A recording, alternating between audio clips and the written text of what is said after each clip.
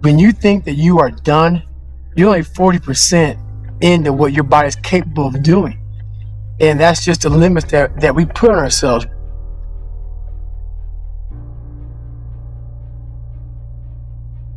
If you can see yourself doing something, you can do it. If you can't see yourself doing it, usually you can't achieve it.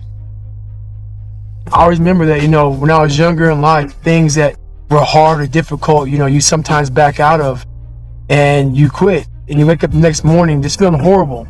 And for me, it's a feeling that I will never experience again. I'd rather leave it all out there or not go out there at all. But in this sport of suffering like everybody has to, you win. Just crossing the finish line, you win. My motto is show no weakness. At the start line and in between, like miles 60, 70, 80, and 150, when I cross the finish line, I don't look pretty much the same. I much rather, fool the competition and go out there and they're like, man, Goggins looks so strong. But inside, I'm just broke down. In a race that's so long, if you hit several walls, and every time you hit a wall, it's a big deciding factor in that race or in your life if you're not running. And you have a decision to make. Either you can stop at that wall or you can go parallel left or parallel right. You're looking for that door. And when you get to the door, you have another decision to make. Should I open it or should I keep it closed? If you keep it closed, you made the decision to quit. If you open that door, you made a decision to carry on and continue on with your journey or your mission, wherever you're on. And I always open that door because once you open the door and you go through it, your mind resets and it gets you a few more miles. I can't even describe it to you how you feel when you know you're going to complete the hardest thing you've ever done in your life. But the second you realize you're not going to give up, your body gets back in tune again and you're ready to go. I have those mental blocks all through the race. But that's when I smile too. I signed up for that race to see what kind of decision I'm going to make. And that's why I do it. And usually it's the decision to keep on going forward. I have to experience life, and that's how I experience life. Yeah, we skip that phase of suffering and pain and go right to the enlightenment phase, and that's impossible. You can't do that. This is gonna suck. 'Cause I was just losing the weight, all that shit to try to be a Navy SEAL. I was just going back to my third hell week. All those insecurities are coming back up, going through my third time.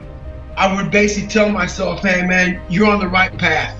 You're on the right path. Just keep your head down and don't look up because the ending's way, way, way, way far away. Just keep your head down and plow through.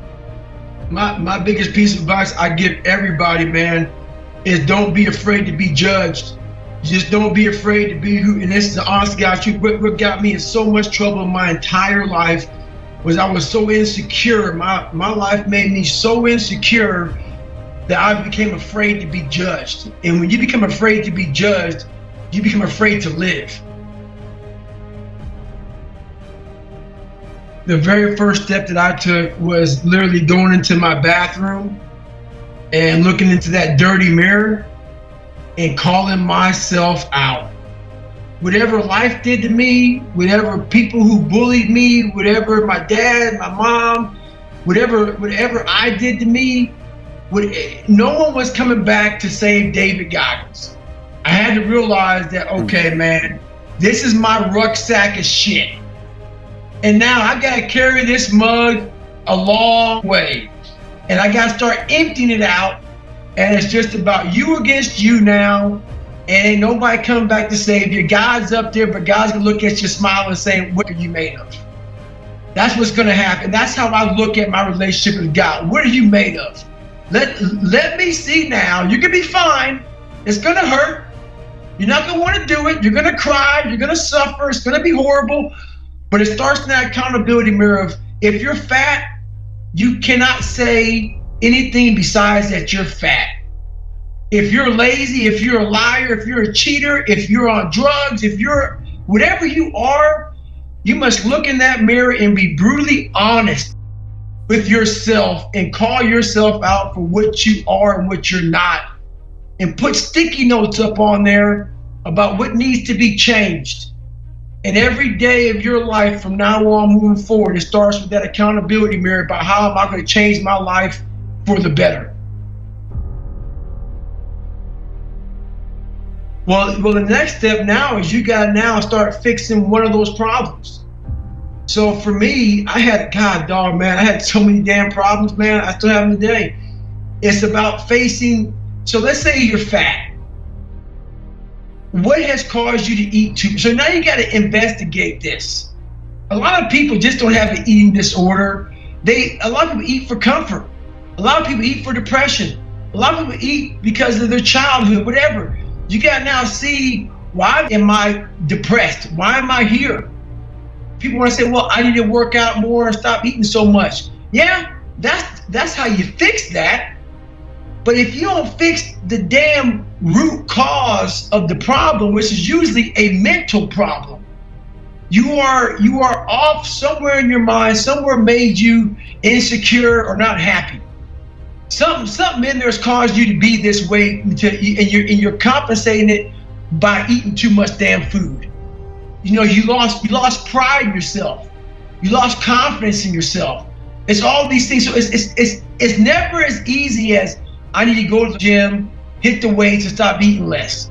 That may solve it for a second, but is it a permanent fix? I'm about doing permanent fixes so then you can move on. So it starts there. It starts one step at a time. It also starts with me. I lose 106 pounds in 3 months, less than 3 months.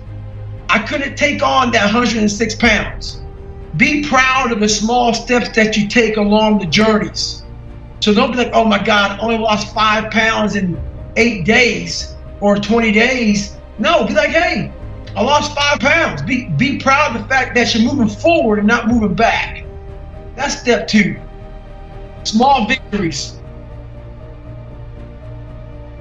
Human potential is within us all, but it's not within us all if we continue to fix our lives on a surface level. Like, for instance, my last year and a half, 2 years of being a SEAL, they sent me down to Great Lakes. I was all jacked up. My health was all messed up. I'm down in the Great Lakes teaching these guys how to, getting them ready to be Navy or go to BUD/S. But the same amount of guys were quitting. And I didn't understand that until I got deep into the problem. And these guys were faster swimmers, better runners, better at everything than we were. But they were still quitting. And I got down to the root of the problem. We were building bigger, stronger, faster quitters. Why is that? I realized that, man, we weren't doing the one thing we had to do more than anything, which is develop the mind. We have to develop the mind. We didn't crack these open. What makes a person like this get through that? It's not the running, it's not the swimming, it's not the Olympic ability. It's the human mind. So once I started cracking that open, I started realizing, man, people have got to believe in the mindset that the most powerful weapon is the mind. But we don't use it enough. It's too noisy in this world. We don't use it. So it falls by the wayside. Your brain isn't a muscle. It's not a muscle, but you have to train it as one. If you stop doing pull-ups become hard. If you stop running becomes hard. If you stop mentally challenging your mind, you become soft. And so that's what it's all about. They have no idea how much we all want to quit. I mean, I think that's the thing about it, man. Even today at 43 years old, man, every day I wake up, man, I want to quit. I want to retire every day of my life. So that's the thing about it, man. Like, you don't get to this some higher place in your mindset where it's just set in stone and you're good to go. Why every day? Why God are you still battling every day? Because every day I want to still quit. You know what? You don't have to do it to the level that I've done it at by any means. You don't need to go out there and break yourself off running 200-mile races and doing pull-up records and going through BUD/S and Ranger School and all that shit. But you do have to examine yourself, and you have to examine yourself on a very physical and mental level. It is very important to push yourself to a point where you want to quit very badly and examine yourself there for long. And instead of quitting, In that moment, examine yourself. In that moment, it's not 1 or 2 moments throughout life. And it's not every day. It doesn't need to be every day, but it needs to be periodically. You need to tap into what you're capable of, and you have to also. Everyone must go back to the beginning. Everyone has to do that because everyone has a story. And if you think for 1 second you got away clean, you're lying to yourself. No one gets away clean. You are here for a reason, Goggins. And I'm not going to leave you alone until you do this. Until you go this way, I'm going to be in your ear. I'm going to make you feel worse and worse and worse and worse until you do what I put you here to do.